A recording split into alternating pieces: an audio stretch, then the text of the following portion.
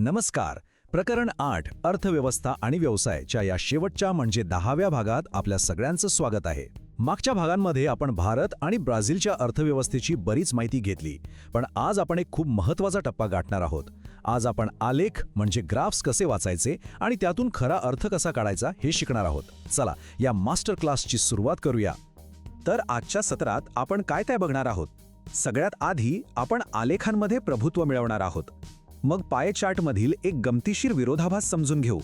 त्यानंतर जीएनआयच्या आकडेवारीचा अर्थ लावू. भौगोलिक कारणांवर आधारित प्रश्नांची उत्तरं कशी लिहायची हे बघू. आणि शेवटी परीक्षेच्या दृष्टीने काही महत्त्वाच्या गोष्टींवर नजर टाकू. हा या प्रकरणाचा शेवटचा भाग आहे, त्यामुळे आपण आत्तापर्यंत जे काही शिकलोय ते सगळं एकत्र आणणार आहोत. फक्त आलेख वाचणं महत्त्वाचं नाहीये, तर त्यातून मिळवलेल्या माहितीच्या आधारावर परीक्षेसाठी एक दमदार उत्तर कसं तयार करायचं हे आपल्याला शिकायचं आहे. चला तर मग आपल्या पहिल्या आणि सगळ्यात इंटरेस्टिंग भागाकडे वळूया. भारत आणि ब्राझीलचे पाय चार्ट आपल्याला एक अशी गोष्ट सांगतात जी वरवर बघता लक्षात येत नाही. यात एक विरोधाभास दडलेला आहे. आणि हाच तो महत्त्वाचा प्रश्न आहे ज्याचं उत्तर आपल्याला शोधायचं आहे. भारताच्या अर्थव्यवस्थेत असं का होतं की खूप सारे लोक कामाला असूनही संपत्ती मात्र खूप कमी निर्माण होते? हे एक मोठं कोडं आहे. हेच आहे भारताच्या प्राथमिक क्षेत्रातलं म्हणजे शेती क्षेत्रातलं सगळ्यात मोठं कोडं. देशातील जवळपास अर्धी लोकसंख्या शेतीत काम करते, म्हणजे काम करणाऱ्यांची संख्या प्रचंड आहे. पण देशाच्या एकूण उत्पन्नात म्हणजे GDP मध्ये ह्या क्षेत्राचा वाटा मात्र सगळ्यात कमी आहे. हे किती मोठं असंतुलन आहे नाही का? आता हे असंतुलन अधिक चांगल्या प्रकारे समजून घेण्यासाठी आपण एक व्हिज्युअल मॉडेल वापरूया. याला म्हणूया उलटा भारतीय पिरामिड. हे बघा, हे चित्र सगळं काही स्पष्ट करतं. डावीकडचा पिरामिड बघा, हा रोजगाराचा पिरामिड आहे. याचा पाया किती मोठा आणि रुंद आहे, कारण शेतीमध्ये खूप लोक काम करतात. आता उजवीकडचा पिरामिड बघा, हा GDP म्हणजे संपत्तीचा पिरामिड आहे. इथे तोच शेतीचा पाया किती लहान आणि अरुंद दिसतोय, म्हणजे लोक जास्त पण त्यातून मिळणारं उत्पन्न खूप कमी. अर्थशास्त्रात या स्थितीला प्रच्छन्न बेरोजगारी किंवा छुपी बेरोजगारी असं म्हणतात. सोप्या भाषेत सांगायचं तर जिथे 5 लोकांची गरज आहे तेथे 10 लोक काम करत आहेत. त्यामुळे कामाला तर सगळे दिसतात, पण प्रत्यक्षात प्रत्येकाची उत्पादन क्षमता खूप कमी असते. याच्या अगदी विरुद्ध परिस्थिती ब्राझीलमध्ये आहे. तिथे तृतीय क्षेत्र म्हणजेच सेवा क्षेत्र सगळ्यात महत्त्वाचं आहे. रोजगार देण्यामध्येही आणि देशाच्या संपत्तीत भर घालण्यामध्येही दोन्ही बाबतीत सेवा क्षेत्रच पुढे आहे. बरं, आता आपण पाय चार्टवरून रेषा आलेखाकडे म्हणजेच लाईन ग्राफकडे येऊया. आपण एकूण राष्ट्रीय उत्पन्न म्हणजे ग्रॉस नॅशनल इन्कम GNI बघणार आहोत. यातून आपल्याला देशाच्या अर्थव्यवस्थेचं एक वेगळंच चित्र बघायला मिळेल.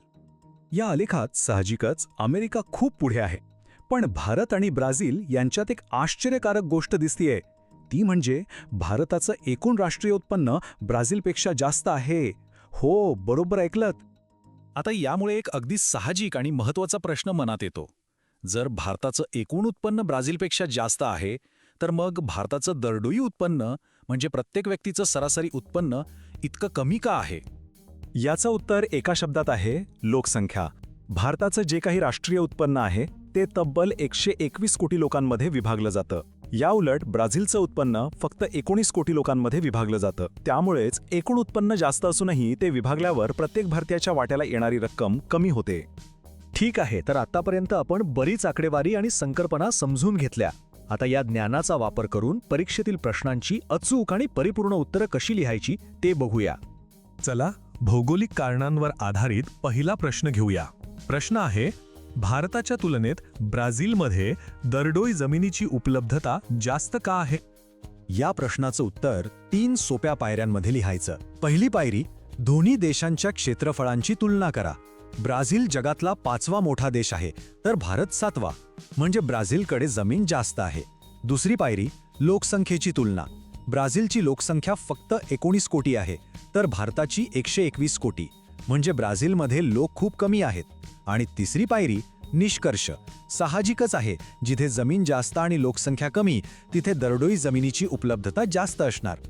आता दुसरा प्रश्न घेऊया, जो दोन्ही देशांच्या अर्थव्यवस्थेच्या प्रकाराबद्दल आहे. भारत आणि ब्राझीलमध्ये मिश्र अर्थव्यवस्था का आहे? याचंही उत्तर आपण त्याच 3 पायऱ्यांच्या रचनेने देऊ शकतो. पहिली पायरी, मिश्र अर्थव्यवस्थेची व्याख्या सांगा. म्हणजे जिथे सरकारी आणि खाजगी दोन्ही क्षेत्र एकत्र काम करतात. दुसरी पायरी उदाहरणं द्या. बँकिंग, रेल्वे, दूरसंचार यांसारख्या क्षेत्रांमध्ये सरकारी आणि खाजगी कंपन्या दोन्ही आहेत. आणि तिसरी पायरी निष्कर्ष काढा. याच सरकारी आणि खाजगी क्षेत्राच्या सहअस्तित्वामुळे या दोन्ही देशांची अर्थव्यवस्था मिश्र म्हणून ओळखली जाते. आता वेळ आली आहे या सगळ्या माहितीला एकत्र आणण्याची. आपण आत्तापर्यंत शिकलेला सगळा डेटा, नकाशातली महत्त्वाची ठिकाणं आणि काही सोप्या युक्त्या या सगळ्याची उजळणी करूया. ही सारणी म्हणजे एका नजरेत संपूर्ण प्रकरणाचा सारांश आहे. रोजगार देणारं मुख्य क्षेत्र भारतात शेती, तर ब्राझीलमध्ये सेवा क्षेत्र आहे. GDP मध्ये मात्र दोन्ही देशात सेवा क्षेत्राचा वाटा जास्त आहे. दरडोई उत्पन्नात ब्राझील भारतापेक्षा पुढे आहे आणि व्यापारात भारताची आयात जास्त आहे तर ब्राझीलची निर्यात.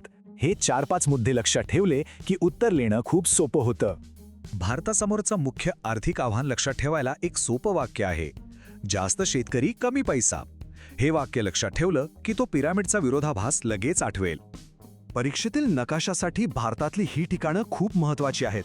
पूर्वेला छोटा नागपूर पठार खनिजांसाठी, पश्चिमेला मुंबई हाय तेलासाठी, जमशेदपूर पोलाद उद्योगासाठी आणि दक्षिणेला केरळमधील कोची बंदर मासेमारीसाठी. हे लक्षात ठेवा. आणि ब्राझीलसाठी ही ठिकाणं लक्षात ठेवा. कॉफीच्या उत्पादनासाठी प्रसिद्ध असलेला कॉफी पॉट प्रदेश, लोह खनिजांसाठी इटाबिरा, उद्योगांसाठी साओ पावलो रियोचा औद्योगिक त्रिकोळ आणि मासेमारीसाठी आग्नेय किनारा. चला, आता आपण शेवटच्या टप्प्यात आलो आहोत. आपण जे काही शिकलो ते परीक्षेच्या प्रश्नांमध्ये कसं वापरायचं याची काही उदाहरणं बघूया.